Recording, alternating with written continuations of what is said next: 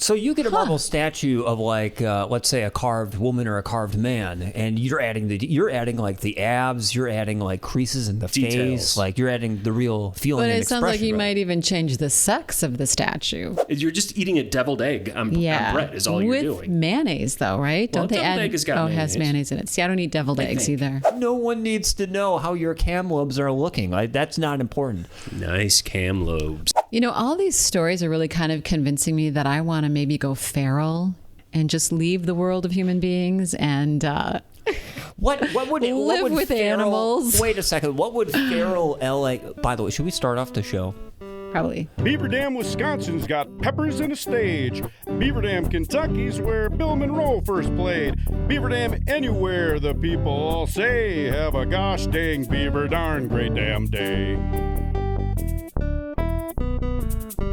Hey, welcome back to the Great Beaver Fiasco. We're doing this officially instead of just kind of blandly mentioning the name of the podcast later on in the show. You mean the Great Beaver Fiasco? The Great Beaver Fiasco podcast. You can find us on Facebook. You can like us there. We are also on Spotify, and I think you can drop comments now actually on Spotify. Really? Yeah, that's I didn't a new know feature, that. I believe. So we are back after a 2-week hiatus, and we're opening up our conversation with LA's statement that she wants to go feral after experiencing the working world once again. Yeah, being with humans, I think if I'm not here next week, go look in all the wolf dens and... What would you being feral, what would that look like? Are you wearing wolf furs? Like, what are you doing? That would be the hardest part, probably. I don't probably have the proper wardrobe for going feral because I don't know what the proper wardrobe would be. Craig, I'm going to ask you. Like, you're not talking going primitive. You're talking going feral. Like feral. I mean, that is like rabid dog. Like, you're going to be biting people. You're going to be scratching Cujo, at people. here I come. Yeah. Yeah. Maybe not that far. Are you going, like, naked? Like, what is your plan? Well, it's probably the worst season to do that now. Yeah. Like, I probably should. Maybe I'll wait till next summer. That's a good time of the year to go feral. Yeah. Well, I mean, even cavemen didn't necessarily go naked. No. Once Adam tricked Eve into eating that apple, we've had this idea of shame, come upon us. And so we've been wearing clothes ever. So really the feral human is one that lives in shame and so would probably be wearing clothes. Wait, no, the feral would be before the shame, right? Yeah, that would be like before Eve took the bite of the apple. Shame, right? So I'm guessing. You're saying cavemen weren't feral humans? Well, Tarzan was a feral human. They probably would be insulted, maybe, I guess. I don't know. Our ancestors, I guess, being feral, I don't know. There have been incidences of feral children. Can't cite them, exactly right now. Tarzan is based on a true story, as I understand it. A boy raised by wolves? Essentially. It happens. Humans have survived up and through the 20th century, as I recall, without proper civilization. So it's possible. And in the movies, they were all wearing loincloths. Right. But that was... Who knows if that was historically accurate or not? I don't. Wait, I doubt it. So even in portraits of Adam and Eve, like even if a portrait is before that the bite of apple was taken, they still have fig leaves, right? I don't think you're going to see any nude portraits hanging up in a church, even though that probably would be more accurate.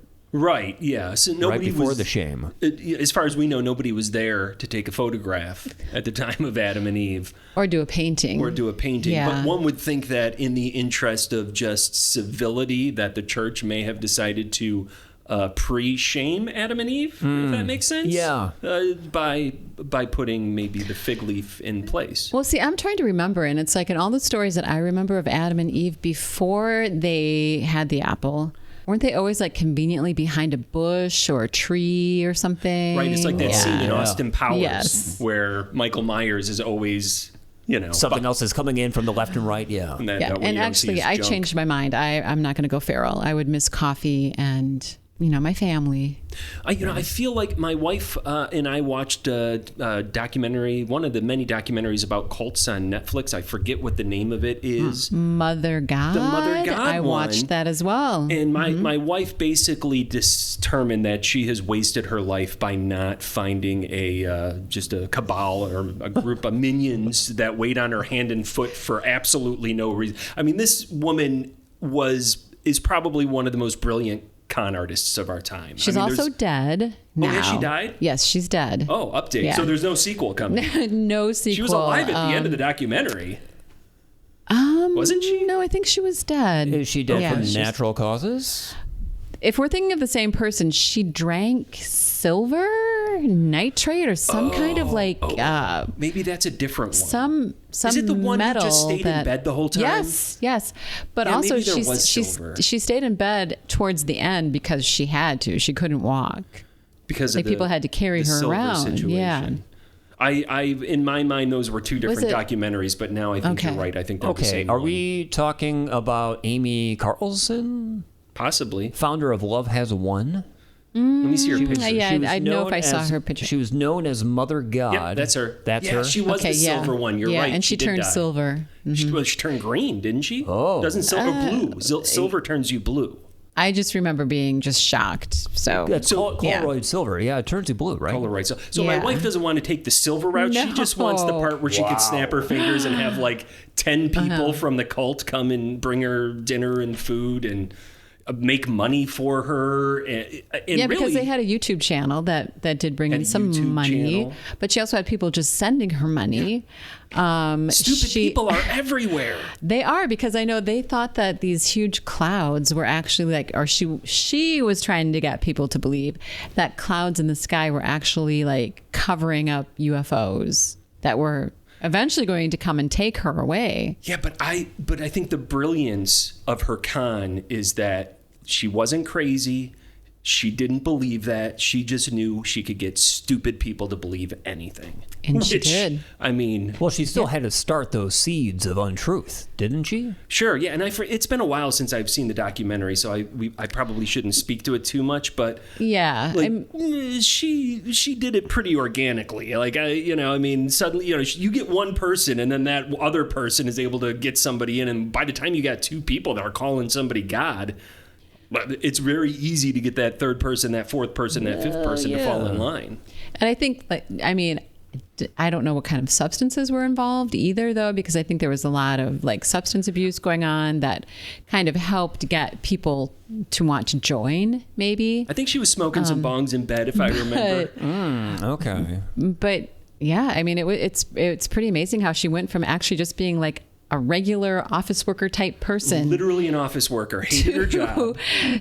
And didn't she have one or two children? I think too. She was a single Possibly, mom. right? And that while. was a really sad part Yeah, of it. Is that it she definitely abandoned was. her kids basically, Yeah. and the dad who didn't want to be part of the craziness. Yeah. Oh, she has sign 3 children. 3. Yeah. Okay, I Okay. thought it was And only they do 2. not speak highly of her in the documentary. They don't. So she But my wife is still willing to. Well, maybe she doesn't have to. Your wife would be very good at that, though. honestly. She could do it. I think your wife could do it. Yeah. I mean, why don't we start our own Great Beaver Fiasco cult? I mean, all we need is there are so many idiots out there. How many people? The world is just full of idiots. How many people do you really need to start a cult like that?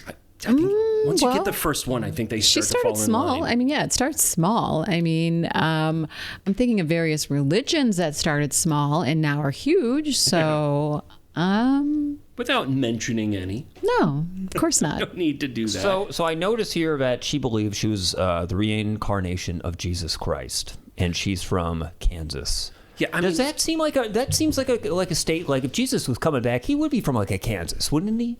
Or a Montana, a kind of a rugged place, outside the metro areas. I think that's me to assume that it's America would be. And if he doesn't have proper identification, it might become an issue. You got to get out of here. But yeah, I mean, with this woman, she didn't believe her own lie. I mean, it's clear she was lying to other people and didn't believe any of it herself, except for the silver stuff. Yeah, which was really her downfall. Very strange. And it was obvious that she was going down. Like, I don't know why she kept taking it. And there seems to be some objectively scientific evidence that suggests a very small amount of silver in the right dosages could be helpful. But she's popping like, 10 a day. And I think that's all she was taking, too. Right. Because she really couldn't, I guess, maybe digest food after a while very well. Wow. So, and she was blue. She was as blue as a Smurf.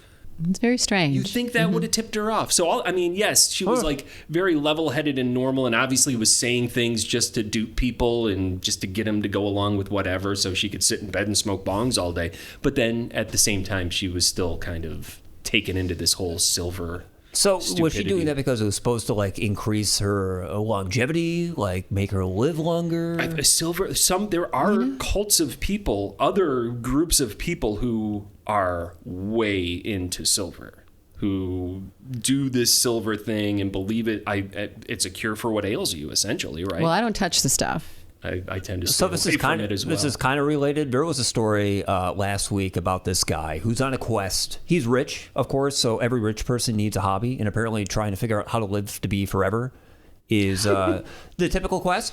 And this guy, he was maybe like 59, and he looked like he was maybe in his 30s. And part of the treatment he was doing is he had a son, which I also find very disturbing. But rich people tend to use their younger offspring to pull blood or whatever it may be, but he was taking fat from his son and he was injecting fat into his face to look younger. I think I saw that. Yeah, I think I've seen this guy. Yeah. Question, was it like a newborn baby son or was it a jerk teenager that you don't want to I think it was the jerk.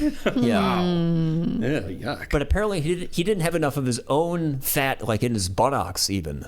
He couldn't eat a few Big Macs? No, he had to get a facial fat transplant. Well, why didn't he just get a BBL and then wait a while and then... What then? BBL. Brazilian butt lift. And then have enough in his butt to put in his face. Where are you getting the fat for the butt lift? That's a good question. How does fat butt face lead to longer lifespans? Well, it makes you look younger. Which is also younger. Part of it. Right. Okay. Because if you look younger, you must also live longer. I really want to look very young in my coffin. Ooh, I'm gonna be burned. I don't like the thought of that. The mortician's well, maybe doing it's that just for the me. whole trickery thing. Like, if he looks young, then he'll think he's young, and then he'll live longer. I like that idea. Do Maybe you that's a part of it. believe people can trick themselves? Yes. Yeah, we're so stupid as humans. I mean, we think we're funny enough to start a podcast and keep going for season 2. Like, we're a living example. I think we all know at least one person that probably listens, right? Who's that? Yeah. Gary, right?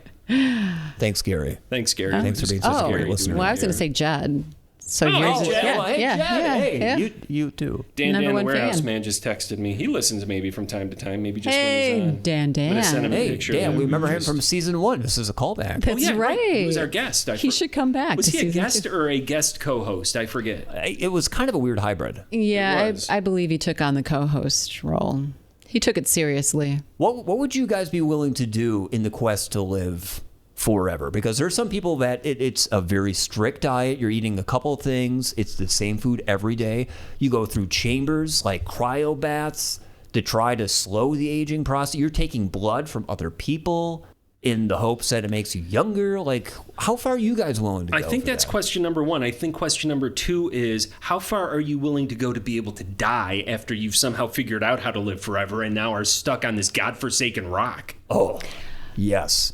Well, I mean, for me though, I guess What, is this question 1 or question 2? I don't remember anymore.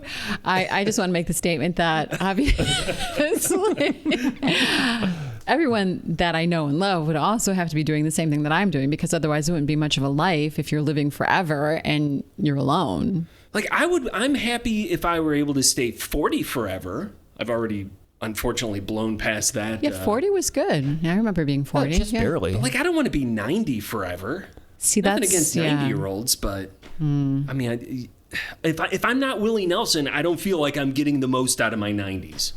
Okay.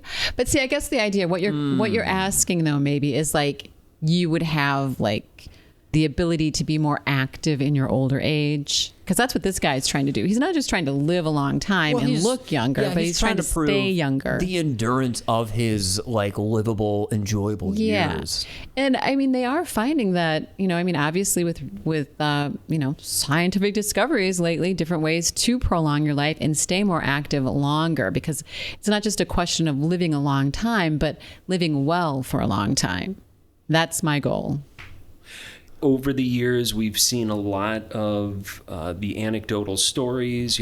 Paul Newman drank a 12-pack of beer and smoked a pack of cigarettes until he died at the age of 89, perfectly healthy.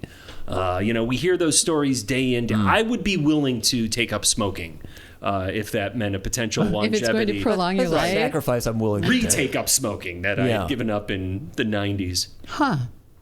Well, I mean, obviously, I've never smoked. So I guess if it would prolong my life, I would. But as far as like not really enjoying your life to the fullest now, so you can just live longer, I think a lot of people obviously don't want to do that. I mean, look at how terrible most Americans' diets are.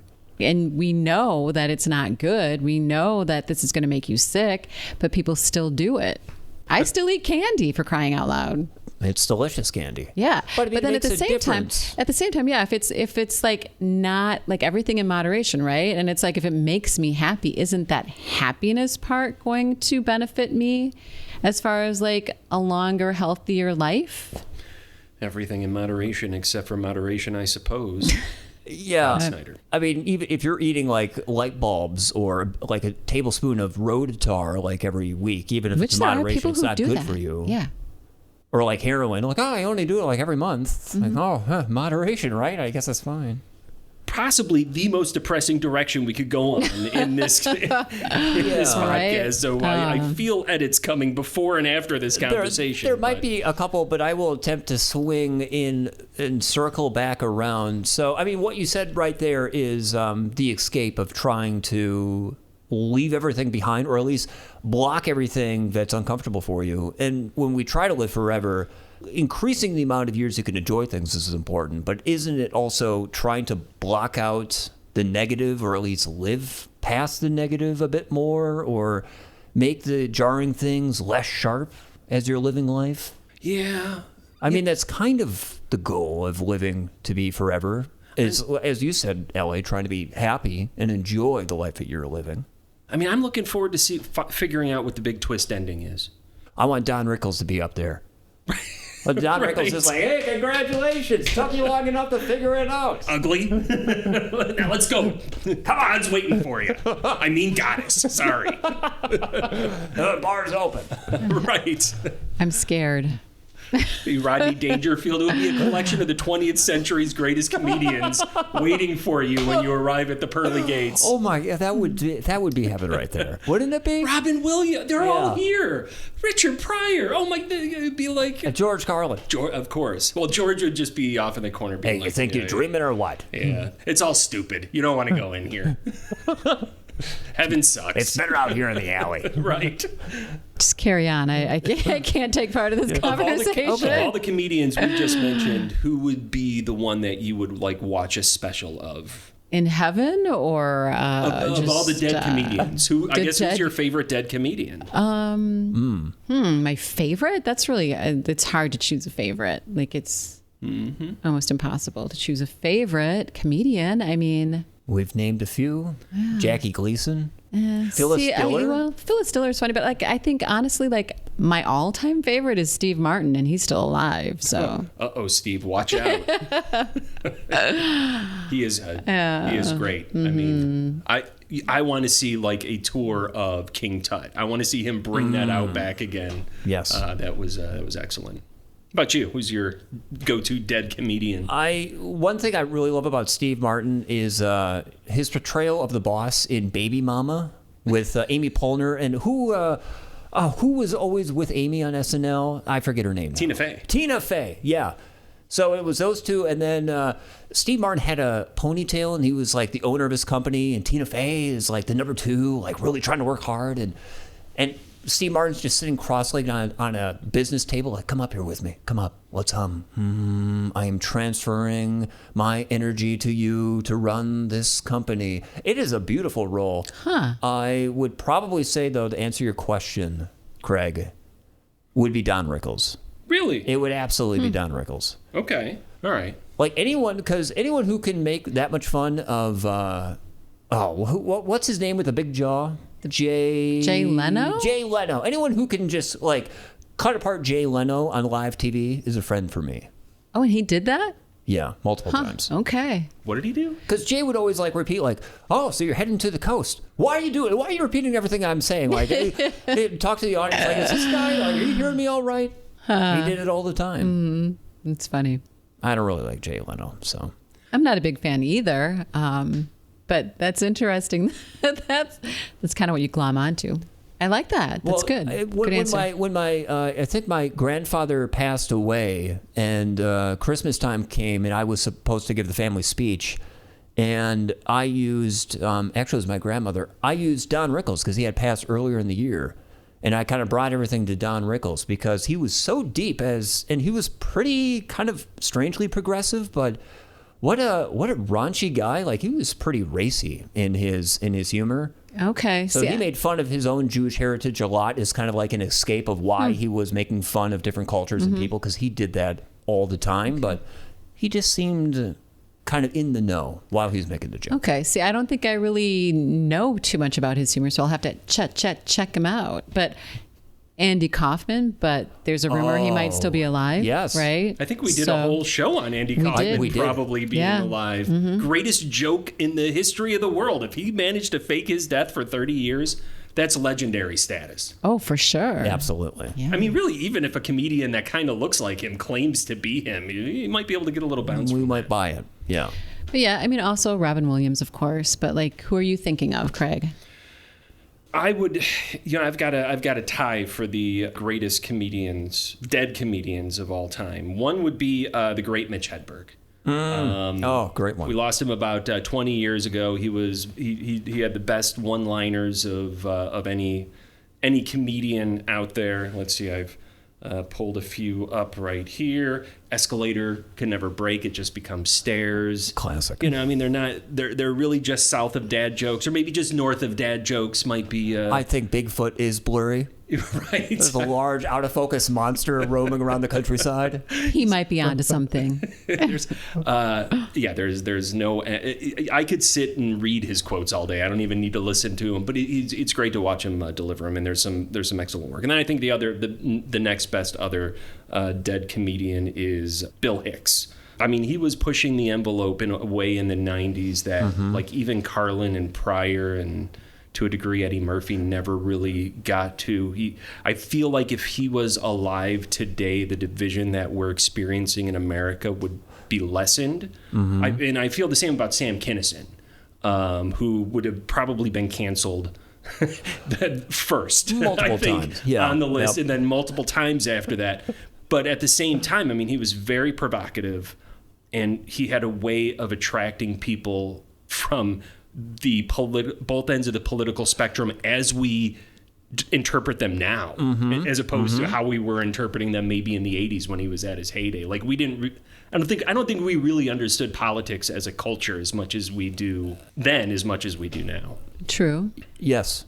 And you could tell he was a great comedian because no one in the U.S. really understood his humor. He was more popular in the U.K. and Britain, and then his popularity kind of jumped across. Which one are we talking about? Bill Hicks. Oh, Bill Hicks, yeah. Who are you referring to? Well, you could have been talking about either of them. I mean, I don't know that Sam Kinison really was had a lot of fans abroad, but I think he was probably seen as like maybe the typical crazy American new wave comedian or something at one point by others. Yeah, I mean, there's not a lot of comedians left nowadays. There's this kid Josh Johnson who I've been watching a ton. Highly recommend him. he's got a very active social media. I don't know, wing. I don't know if he's doing it himself, if it's his own people, but I mean, he's putting out like live stuff of his 2 or 3 times a week. So how does one put out 2 to 3 different types of sets a week? Yeah. If they are if they're rehearsed sets that you've been sitting writing and you're trying, it's either that or you're going off the cuff, and you could kind of tell that this guy's going off the cuff, kind of in the tradition of maybe more of a Richard Pryor or something like that, or a Sam Kinison. Yeah. And I think he does have like pastors in his background, so I think he grew up in that, kind of orator's world where you're digging into things, and there's a certain style to communicating with an audience, and he knows how to do it. I think he is going to be the next big comedian that we see, that we're talking about. What was his name again? Josh Jones? Josh Johnson. Okay. I think he's coming to Madison in a few weeks. His tickets sold out right away. I think the word on him is starting to get out. Some friends and I, we were going to go see. We've been planning on going to see him for a few months, and like the last time, it was just like a normal comedian coming to Madison, like, maybe the late show sold out, we'll go to the early show. Like, these just sold out. That's a good sign. Right away. It's always, and now you can't go. A good sign. We could pay 3 times as much on StubHub. I didn't even realize they put comedians on StubHub. I thought that was just for music concerts. Yeah, if you can make money off it. If you can make money, you'll do it. So, yeah. So I don't know if this is a me thing or if you guys have experienced this from your extended life experience, but I find that I have a better appreciation of 20th century comedians, like at least in this example, from the 60s, 70s, 80s, like that generation, the Bill Hicks, the George Carlins. And it may be our age, but I can agree with that. Right. Is that just me ossifying and like, these guys are better, like that's my position, everyone new is worthless or not as talented, or is that just how time is changing in our culture and how we're interpreting comedians? Well, media is different now.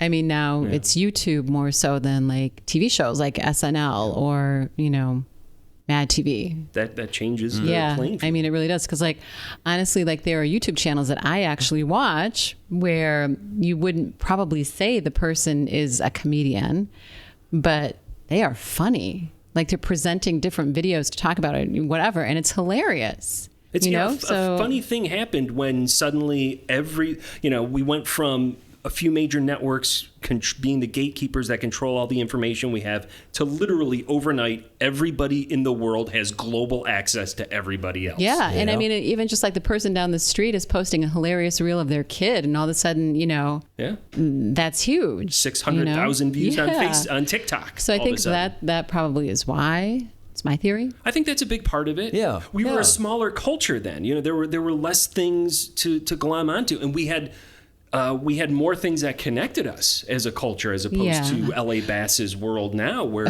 we are so niche. We don't, unless you were to, even if you were to say the name of some of the YouTube shows that you like, the chances of us knowing that are so obscure. Whereas if you were to say like, oh, did you see that thing on ABC last night in the 80s? There's a 1 in 3 chance, 1 in 4 if it was after 87 and Fox came along, there's a 1 in 3 chance that you had seen it. Exactly. And like if it was 1991, chances are on a Thursday night, you'd be sitting there watching Seinfeld. Right. Or you were one of the losers watching the stuff on the other 2 channels. What even was on the other channels? Nothing. I think they just went dead air. Maybe Becker? That was good for the first, I don't even know what that is. It's a Ted Danson show. Oh, well, there you go. But you're right. You can watch, like, they got YouTube channels dedicated to mead making. Like, you can watch just lumberjacks chopping trees for an hour. Like, is that a positive thing, though? So if someone has, like, a lumberjack fetish, it's a great thing. But as a culture of having so many different, like, niches, I don't see the downside from that perspective. I mean, that's a learning perspective if you're learning about, doing something positive, whether it's lumberjacking or cooking or whatever it may be. Great. It's when we start to perpetuate negative misinformation that could be detrimental to other people that it starts to become a problem. And we haven't figured out a way as a culture to not only address that from a legislative standpoint, but how to culturally address that. We have people in denial that that's even happening. So we got a long way to go before we, I think, wrap our arms around even the problem before we are even able to get to addressing a solution But I do think the good outweighs the bad right now. I mean, in sum total. And yeah, when you look at things in total, I mean, there's maybe more of an impact on the plumbers and the electricians because I'm able to throw on YouTube and figure out how to change my faucet or swap out an electrical outlet, something I might not have otherwise known how to do. So I think there's a lot of that, and so who hurts in that scenario? Well, some of the trades, but they're doing fine. There's plenty of work out there for them, so it's not that big of a deal. I think our ability to become educated as human beings has never been as great as it is right now. But are we taking advantage of that? Or are we watching how many different types of cats are out there? But how do you measure that? What is the measure of taking advantage in a good way? If your idea of having a wonderful day where you're able to be happy with yourself, if your idea is watching cat videos all day, then great, then it's accomplished something. Now, if you were supposed to be feeding your kids and going to work to make sure they have a roof over their head and you're watching cat videos all day, then that's a bit of a negative. So it really depends on the measuring stick that you're using. That's a good point. You don't have anything there? Okay. Well, no, I don't because I'm just... videos. I actually don't watch that many cat videos because we have a fabulous cat at home that just entertains us to no end. Anyway, the best cat in the world, aside from side on the floor on all fours, meowing. Yeah, as we exactly. learned on last week's I walk episode. with cats. It's fun. You should try it sometime. That's why you're going feral. There we go. Except cats are pets, so Yeah, they're not. maybe I just want to be somebody's pet. But a cat can be feral. I mean, Yes, we've they can. domesticated Oh, them, man, but- yeah. I've seen plenty of feral cats. So coming back full circle, yeah, I think humans could be feral. I don't know why the heck we were talking about that. Oh, we're Adam and Eve feral. I think yes, that was... that's what it was. Wow. Yeah. But I don't know another Pre-Figlet. podcast that could possibly have come up with such a stupid question to pose to its listeners. With back to be feral, yeah.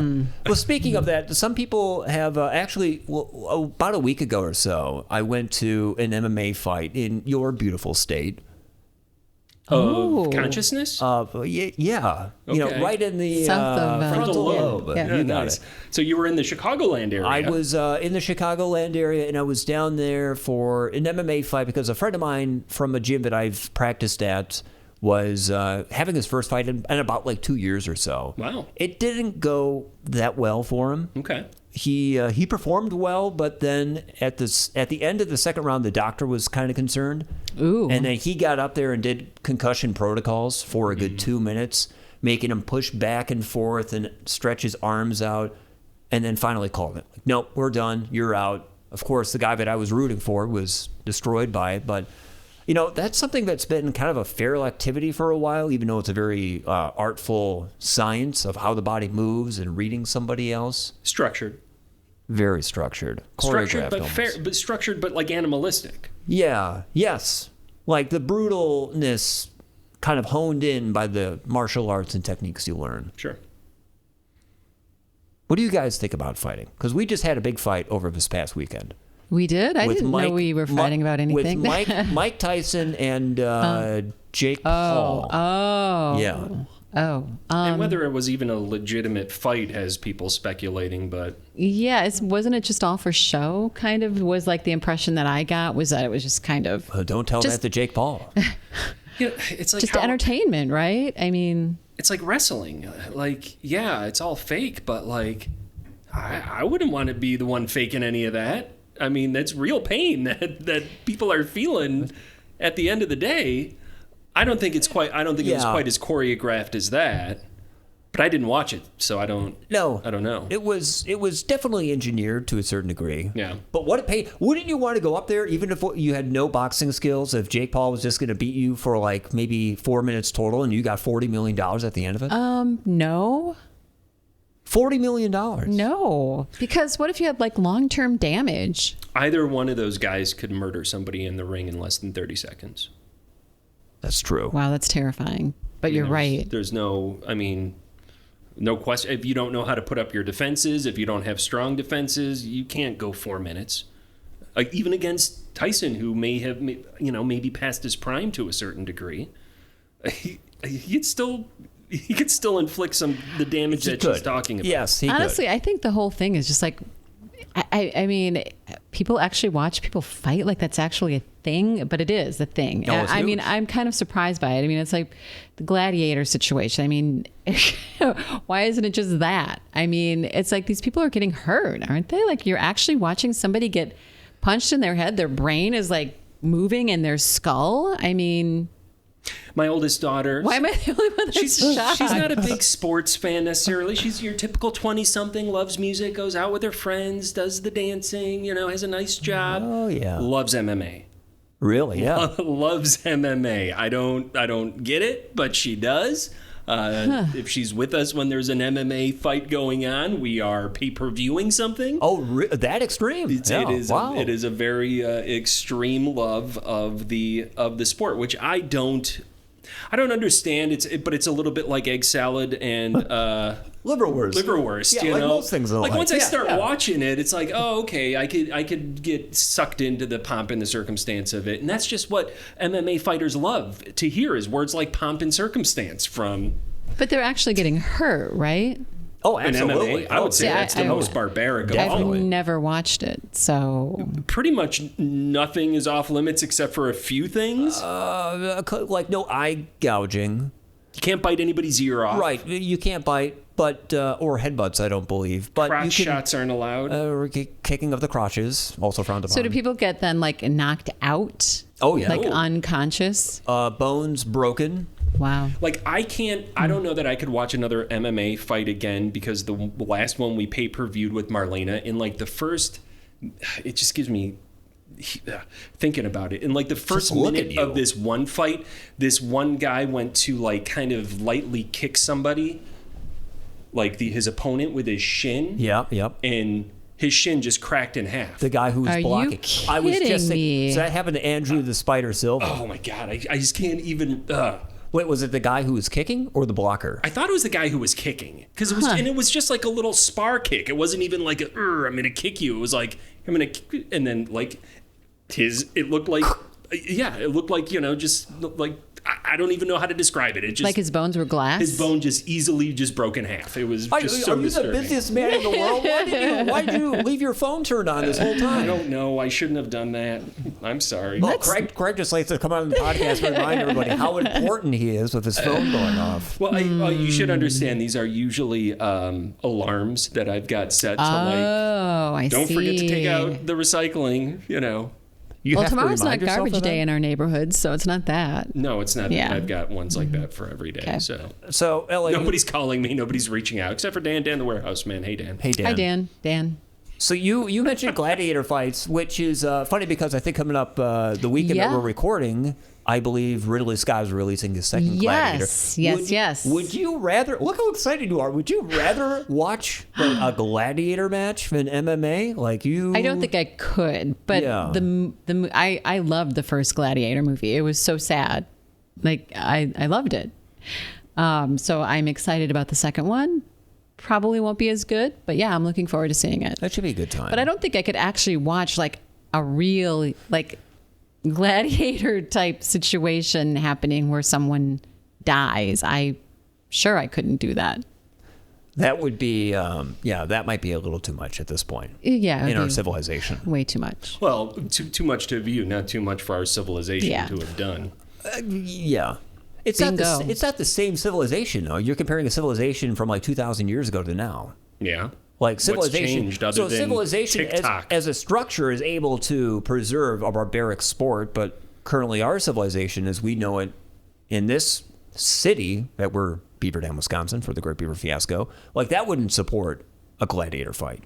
But you're saying a gladiator Well, it would fight be could be illegal. supported somewhere I think it could be supported somewhere. on the globe? Sure. Well, yeah. Yeah. I mean, you're saying that it would be, not allowed. It mean, wouldn't be against the law. in this Yeah. sphere, well, even taboo-wise, I don't think people would be open, like yourself. I'm And sure like there mine, would I be wouldn't some wanna people who watch would it. just totally sign up and love it. Unfortunately, we've Yeah. got dog fighting and cockfighting and all types and manners of, terrible, gambling related animalistic human situations that are taking place probably right now as we speak, unfortunately. So going back to feral humans, are we actually progressing as a society, or kind of going back to a previous conversation that may or may not have been cut out previously, are we just deluding ourselves? Is that the progression of human civilization, is just a mountain of delusions and we think we're advancing? I mean, we're advancing in some areas and not in other areas, and it differs from person to person and from region to region, from part of the globe to part of the globe,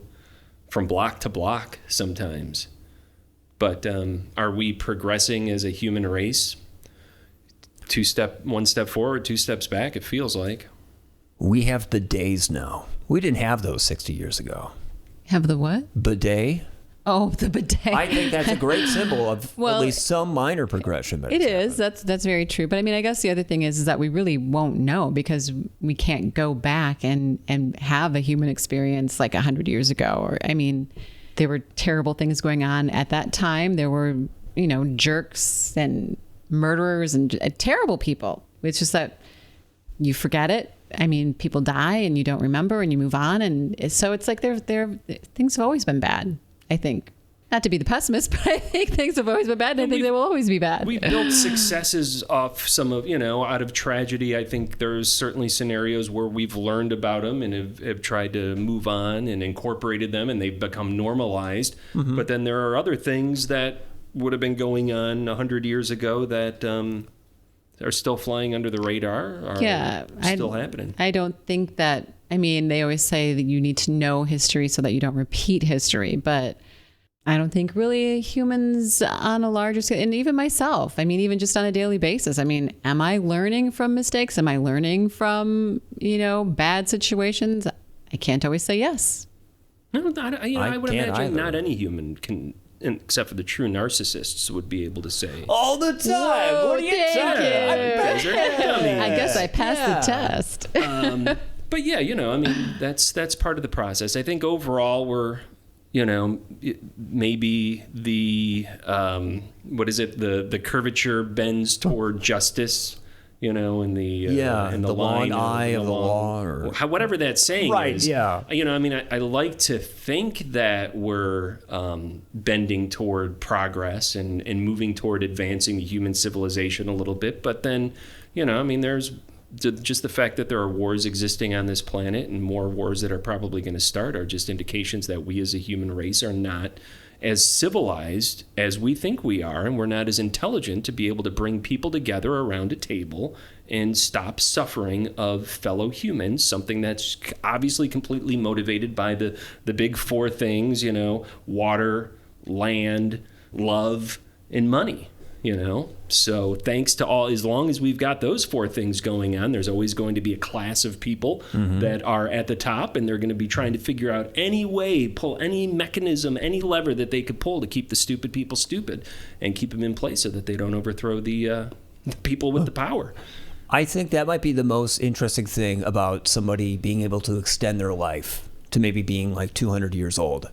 As you mentioned, of like 100 years, like we wouldn't be able to like live an experience like that. But what if you were 200 years old, you were a sociologist, and you're able to see like history and all these other generations that are aging and moving culture, and I don't know, would you feel like a stranger in a strange land at that point? Like, just because you can live forever doesn't mean that you're able to understand like all this change that's happening around you. I turned 50 and I feel like I'm a stranger in a strange land. Do you? You hardly look 50. Thank you. I appreciate that. I was told I had to say that too. What does 50 look like, though? What does 50 look like? Nowadays, yes. That's a great question. Mm-hmm. Is it like counting how many wrinkles is on someone's face? I don't know. How gray their hair is? I hope not. Is it true that I heard like Wilford Brimley was like 49 when he filmed Cocoon, and Red Fox was like 49 when he was doing Sanford and Son at the Peak? Yeah. Yeah. Like if that's true, which I have not sourced that prior to this podcast, but if that's true, that is mind-blowing. Facial hair and balding. Old people looked older 20, 30, 40 years ago. I think we've learned how to put lipstick on a pig better in 40 years. So looking through like my dad's yearbook, And what, my dad graduated like 74. Most of those people looked Year like I was born. Most of those people looked like someone I would have met in college. Like they did. They looked 6 years older to the counterparts of like 18-year-olds today. Right. Are 18-year-old men and women putting on makeup today? Like, what's the difference? Is it just like the hair? It just matches our expectations of what's fashionable now? I do, when I think you're talking about that time period, I do think hair has a big part to do with it. It's an easy one. Because it's an easy one. It is above the shoulders. It's in the picture. Everybody's seeing it. It was culturally very acceptable to be having kind of long, shaggy hair during that time. So somebody in high school could do that. At the same time, somebody who's, working in an office could maybe, get the sideburns and have a little bit more up top. I mean, so I think there's that exception to it. But I think the point that you're trying to get at is still valid in that, yes, they did look old. What is your point? That they did look older and we look older now too? So break that down more. 20 years, we'll look older than people that are this age in 20 years. Yes. Yeah, that the equivalence doesn't seem to be holding true. That 18 back in 1974 looks older than 18 now. I think that we've, first of all, I think people hold on to their youth a lot longer internally, just in terms of like how many grown men do you know that are collecting toys, for example, into their the weird ones, 40s, 50s, and 60s. The weird collectors. But sometimes not even the weird ones. Somebody maybe who just likes wrestling, and is, watches wrestling with the boys on the weekends, and they for Christmas got some, Hulk Hogan figures or something, and that's in their office, and it's a jokey little statue that's a conversation starter. But that's just a sample. So an example. So you've got that kind of component of people not really maybe moving out of childhood like that. Plus, I think there was more of a sense in culture that, okay, you're out of high school, you're out of college, this means you're an adult now. And this is how adults dress. So now from the time that you're 23 until you're 70, you're going to be wearing your brown derby, you're going to be wearing, your coat. If you're a woman, you're going to be wearing, your very nice, a skirt down below the knees, and you're going to be wearing a blouse, and everybody's going to... I think that was just the expectation in society at the time. So that's how everybody looked above the age of 22 until they died when they were in their 80s. And I just don't think we as a human race, not just in America, but as a human race are really, but maybe more so in America, because this might be a post-World War II kind of development. Yeah. But I just don't think we're doing that. I don't think we're playing that game anymore. I don't think we're... The derby hat game? Playing the game of being told that we're old because we've done certain things in life now. We've crossed certain milestones. So that means you're 23, you've got your degree, you are no different than a 68-year-old. You're no different than a 48-year-old. Dress like them now. Well, so what I guess I think what you're saying is there were expectations that kind of you had to live up to. Like, when my mom was my age, she was a grandma. Mm-hmm. She was married. Mm-hmm. And she had to be. Exactly, right? And so, typically back then it wasn't as acceptable maybe for women of my age to try to be attractive. That sounds terrible, but you know what I mean. Like to keep up with the fashions. to keep fit and attractive. Because why would you want to attract someone you're married? Mm-hmm. Oh, yeah. No such thing as divorce at a certain point. Exactly. So it's like that's a bad thing. So it was frowned upon. This is like the same conversation, basically, as the social media conversation of so many niche elements out there. You got lumberjack TV and whatnot. It's the same thing where there's so many different fractured realities that there is not one true derby hat wearing blouse, below the knee skirt reality anymore. Right. There's like thousands of them now. Right. Well, we don't even have a common rock star anymore. That's in the 80s. True. Whether you liked rock and roll or you didn't, it was Bruce Springsteen, Born in the USA, great song. Didn't matter if you're a Republican, a Democrat, a Libertarian. Boom. Mm-hmm. We all we heard that song in the restaurants and on the radio, wherever, and we all whatever, if we like country or like opera, it didn't matter. We all kind of knew that song. We could easily rally. When is the last time we've had a song as a culture or a rock star or a band? You can't say Taylor Swift because she's not rock. Well, no, she may have a huge following now, but it is in a way, it's kind of a niche following. And maybe she did it by becoming political, but she's basically isolated half of Americans. At this point, yeah. There was a point when she was a little bit broader and she made a decision to veer off into one direction than the other. Right. And I think a lot of the previous musicians were a little bit more balanced in that, even though there seemed to be less repercussions than there are now. No, I think just because she was, I think there are plenty of musicians and other celebrities that have made their opinions known and have probably turned people off. But because she was at the top of the food chain, she took all the hit for making a personal decision about what she wants to do. And so now, okay, she's loved by millions of people, but there are the millions of people on this side of the aisle now. Right. Like who do we have?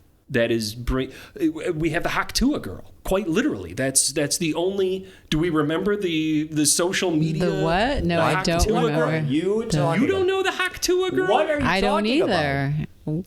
I don't. I've been talking about Don Rickles at the Over to This podcast. Why would I know anything about the Hawk Tuah girl? You know who I'm talking about, though, right? I don't. Well, No. My point was going to be, as we're looking up the Hawk Tuah girl, and there's a lot of people saying, "Oh my God, I can't believe Thomas in L.A. don't know." Wait, who Hawk Tuah? Hawk, like Hawk Tuah. Yeah, that's what I was thinking it sounded like. But I live in a cave. This is no surprise, and I don't know who you're talking about. She really bubbled up into What is mainstream this? culture. Recently, like this year, 2 months ago? Yeah. 3 months ago? Wait, Recently, is she like a judo player? No, she's a little blonde Hawk pixie Tuah girl no from girl? like Tennessee, and she was drunk out with her friends one night, and as often happens now with the rise of YouTube, some people filming for a YouTube channel or something like that asked her a kind of a question. I forget what the lead-in question. It was sexually suggestive. Okay. And so she responded by saying, Hawk Tuah, like, oh, how are, what's, Okay, now it's sounding vaguely familiar.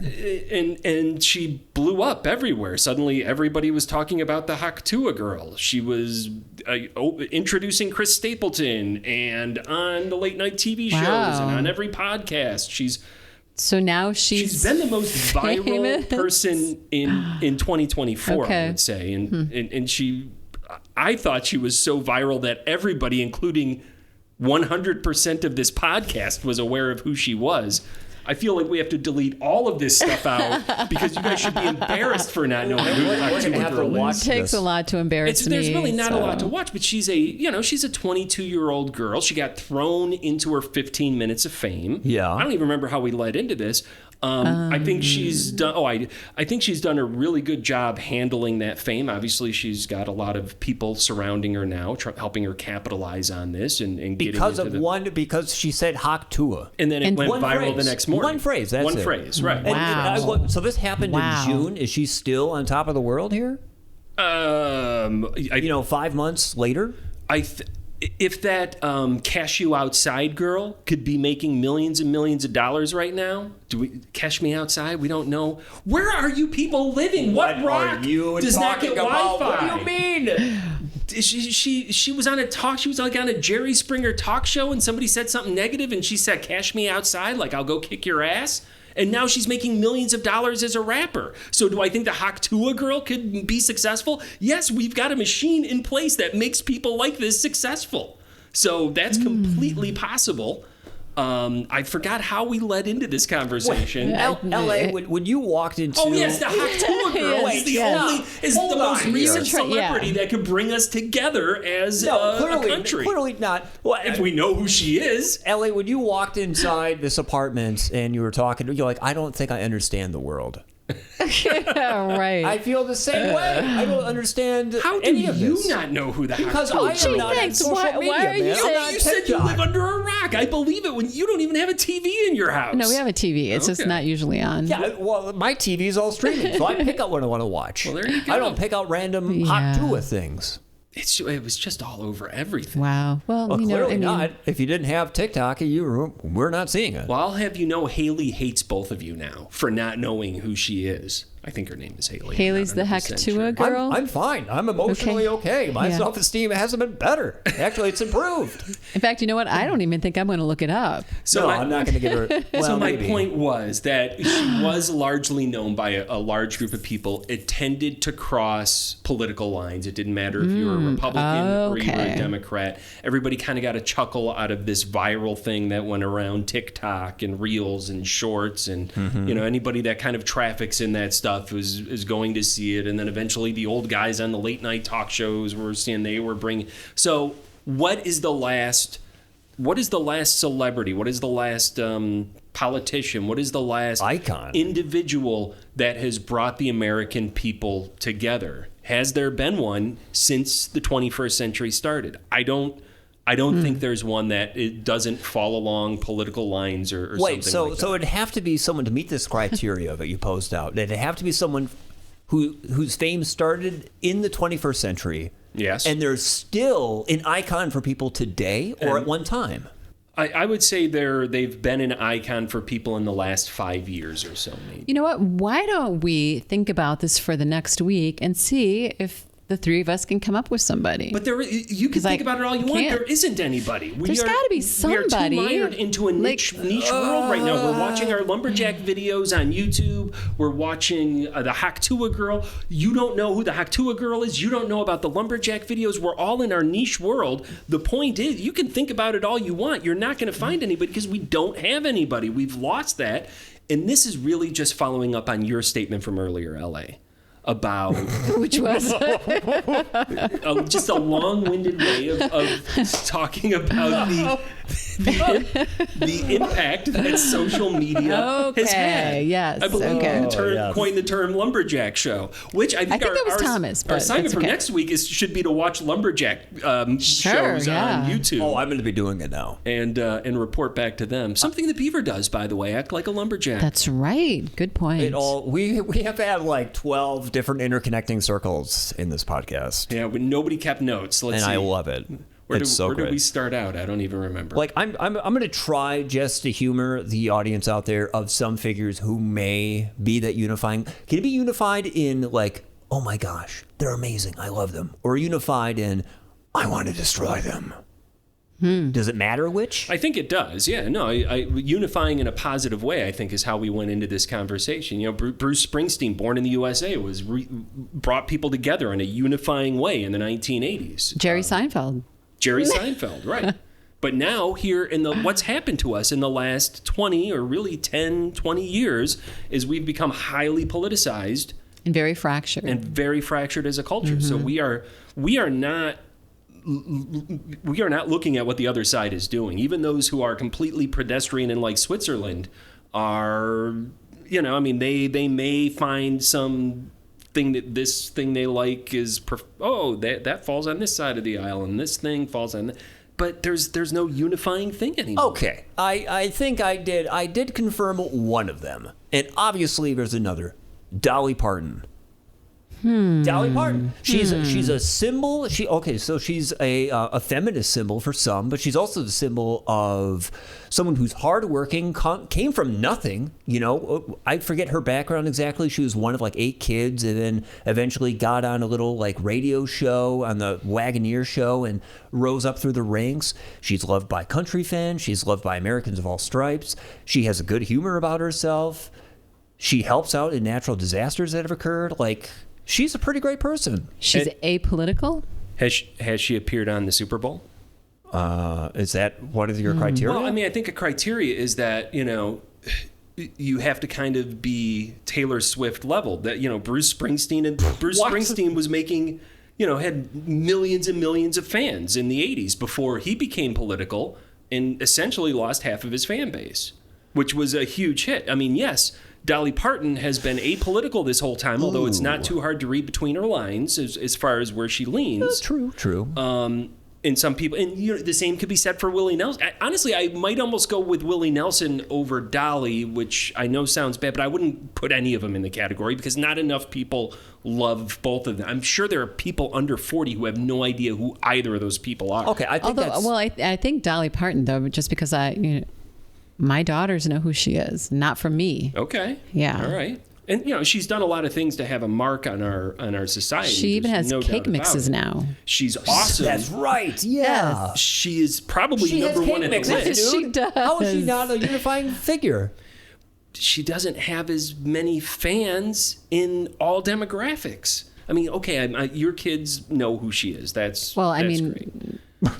That's great. That's great. Your kids know. That's wonderful. And maybe not Chloe. But she's not like a star of a big part of it is being a star to the youth demographic. That's a huge thing, is the youth once you get the youth demographic, everything else kind of falls into place. Dwayne "The Rock" Johnson. He just became highly political at his own detriment, I think. He made an endorsement in this last race, if I'm not mistaken, and that probably hurt him a little bit too. But then what was he? He was a movie celebrity and He was wrestling a wrestling celebrity? star, then a celebrity. He was in children's stuff. He was all over the board. So let me ask you this. Franchises.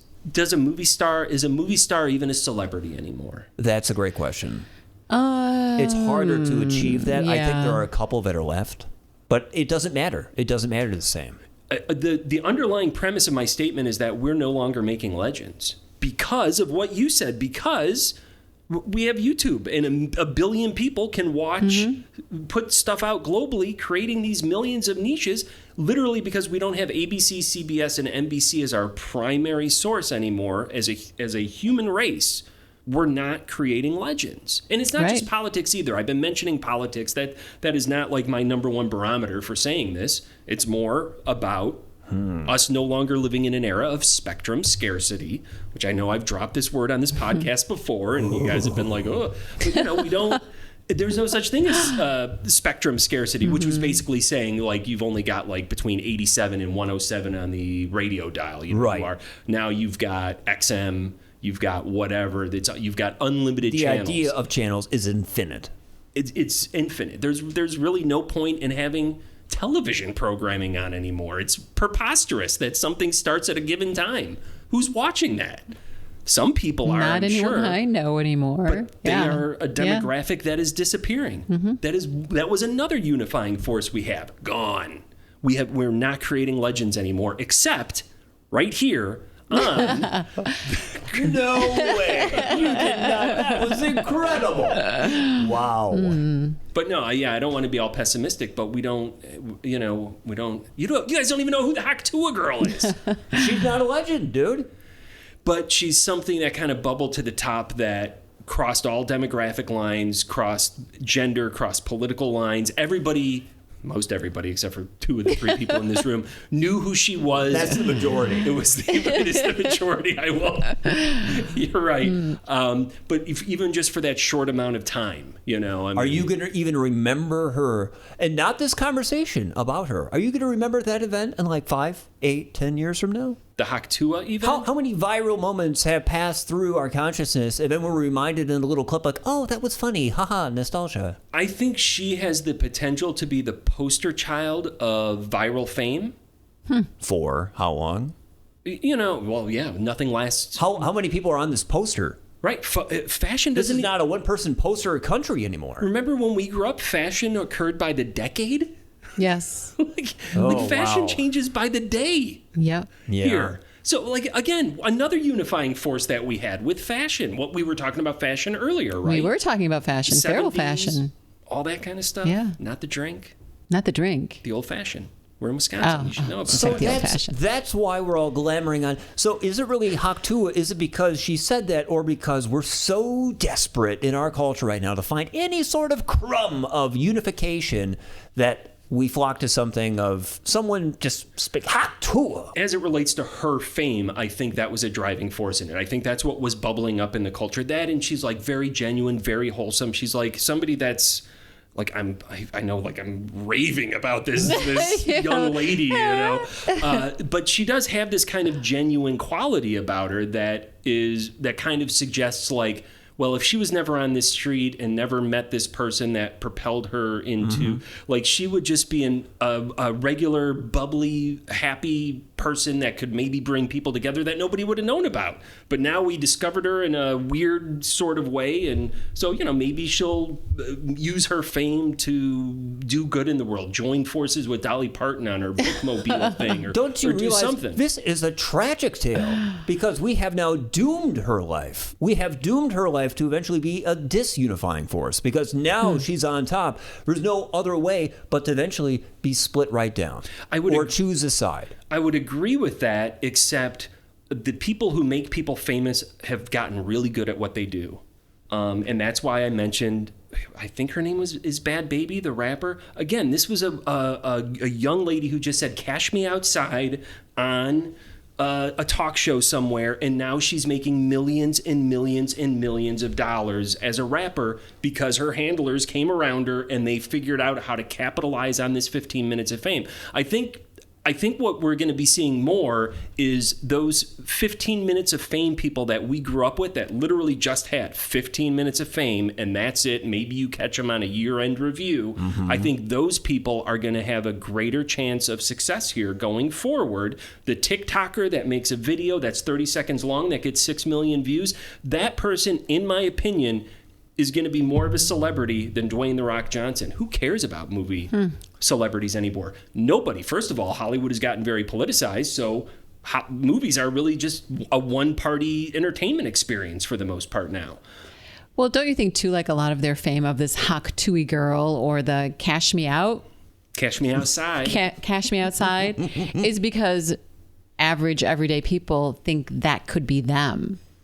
Yeah. Yes. So that's part of the attraction. It's is like striking it rich. they can do this. Yeah. This is just an average person who just hit it, and I could do the same. So yeah, I mean, that is getting rid of like the celebrity status, the actors that have been in movie after movie after movie. But that's not a social media development. We've had 15 minutes of fame since the radio was invented. For a long time, but this is, I mean, to your point, it's not about, oh my gosh, she's a unifying factor. Maybe it was, but as you said before, like all the handlers, like a flock of vultures coming around, have been propping this person up, and do they even know who they are anymore? You know, they might go through 5 years of like trying to pretend who they were, and then they're not able to develop into who they're going to be because now they're supposed to be the Hawk Tuah girl for 5 years. They're in the machine. Although I would suggest that her handlers are probably smart enough that the first thing they did was keep her close enough to the Hawk Tuah thing until they're able to get her real name, which I think is Haley, out there, and then completely get rid of the Hawk Tuah thing and just try to build on the momentum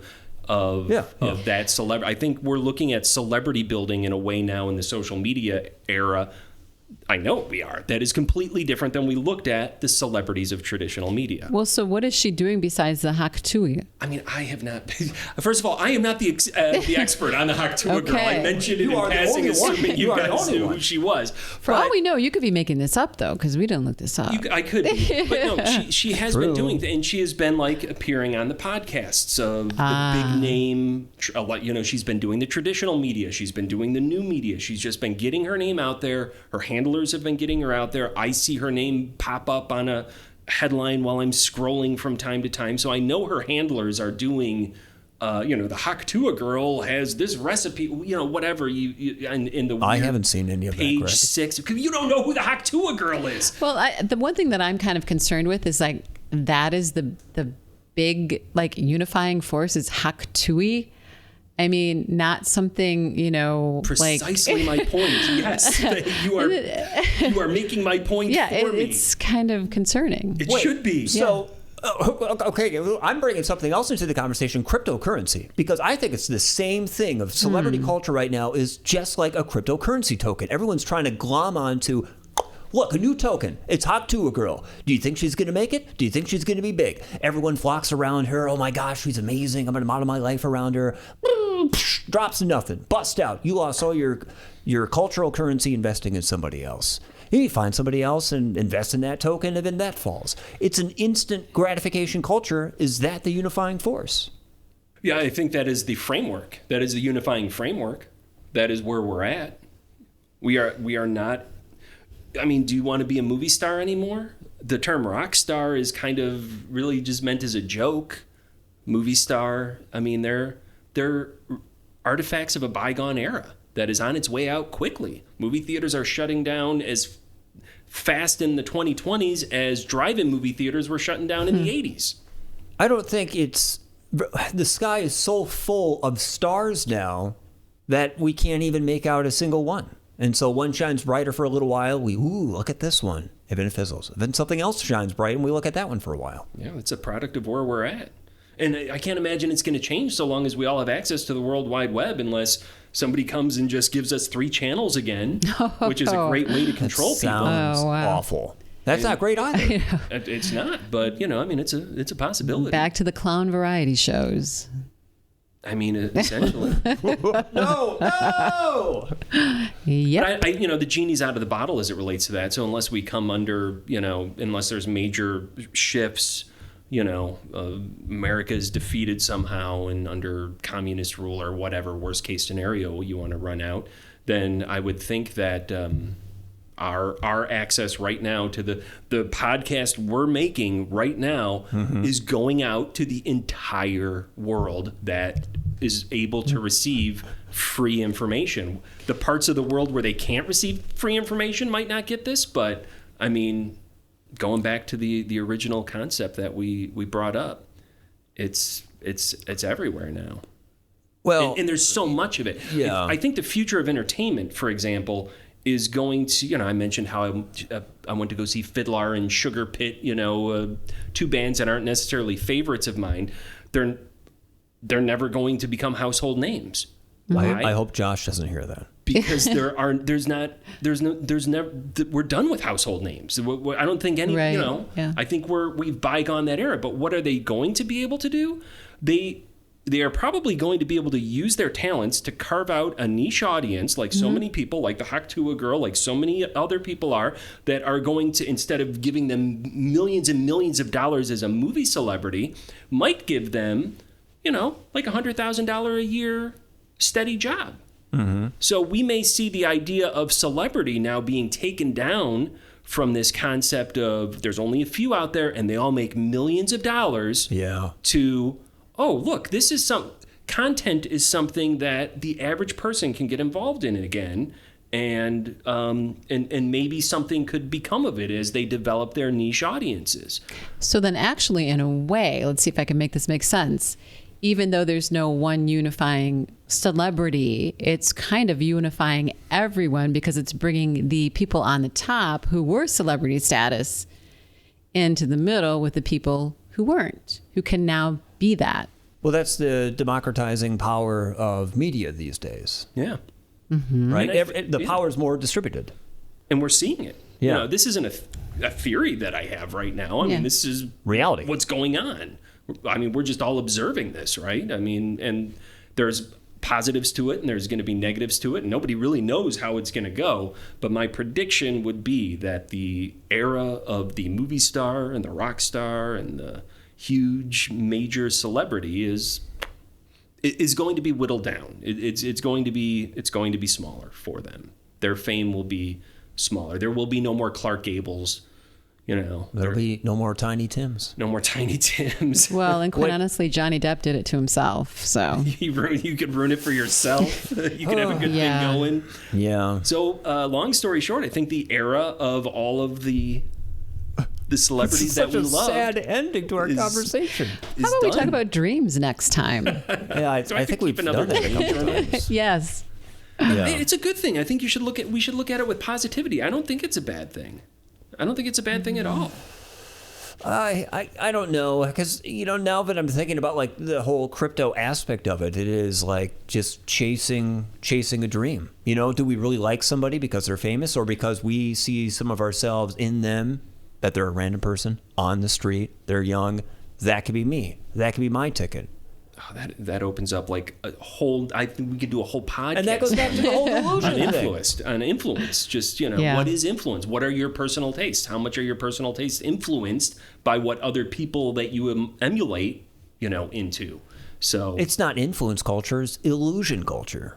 Oh wow! I mean, essentially, why does someone want money? So they don't have to do what they're doing right now in most cases. Right. True. And so they're willing to do what they can, and so they create the illusion of being a celebrity however they And if that means real money, that's great. And if that means real, and hopefully through that process, authenticity and genuine talent, genuinely talented people will rise to the top, and they'll be the ones that create sustainable niche audiences that are able to help them perform their art throughout the course of the year. Again, not to be a millionaire, but maybe so that they don't need to do an office job or something like that. Yeah.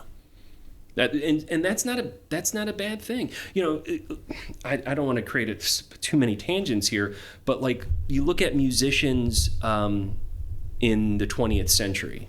Musicians, you were able to make a good middle class living as a musician in the 20th century by just being somebody who was a session drummer or a session guitar player. You came in and you lived in Nashville or LA or whatever, and you worked a 9-to-5 job and you did what you loved.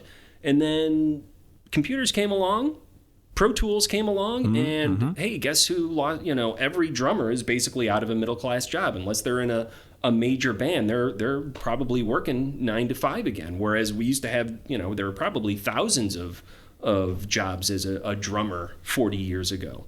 So, you take the good with the bad as it relates to that. But if you could now parlay that into something else, if you can find a way to create jobs that don't have to be $1 million jobs, but are self-sustaining jobs, particularly in the art world, that is where the good of social media, in my opinion, will be realized. This is why Dan is texting you, because there's no session looking for his drumming skills right now.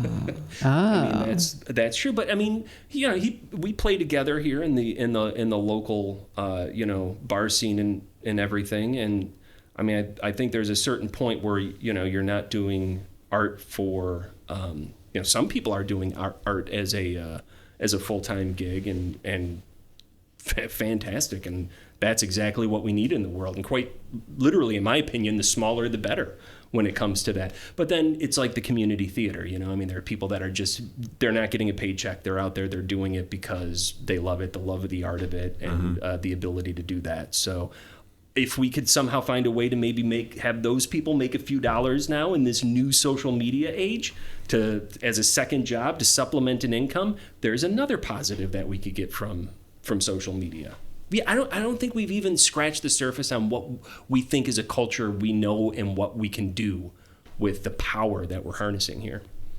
I think we've seen a little bit, like GoFundMe and the viral examples that you've had of harnessing that. Sure. For good or for evil. And that's the downside. But that's humanity, right? We've always been a binary. We've always been tempted by eating that apple and deciding whether or not we want to be comfortable being nude or not. But they already had a fig leaf on before they ate the apple. I know. I can't get over that now. Doesn't make any sense. I want to see Why is there no naked photo of Adam and Eve? Well, they didn't have cameras back then. Because that was the story, though, right? That the apple was eaten and then they learned shame from the apple. Yeah. So yes, and they had to go grab some leaves because there weren't any clothes, of course. Right, so a picture of Eve, first of all, above and beyond it possibly not being an actual historical event. True, yeah. A picture of Adam and Eve wearing the fig leaf before the apple is eaten would be an incorrect painting. No, that's what I said. Isn't it? Don't they usually show them just like conveniently behind a branch or something? Or right. Yeah. But I want to say there are paintings. To Thomas's point, I think there are paintings of like Eve holding the apple without a bite taken out of it and wearing the fig leaf. I don't know. I think I've seen them full on nude. Wow, what kind of Bibles are you reading over there, LA? Are you Googling nude pictures of Adam and Eve right now? Yeah, be careful what you Google. That's right. That there is an adult store with that same name. Called Adam and Eve.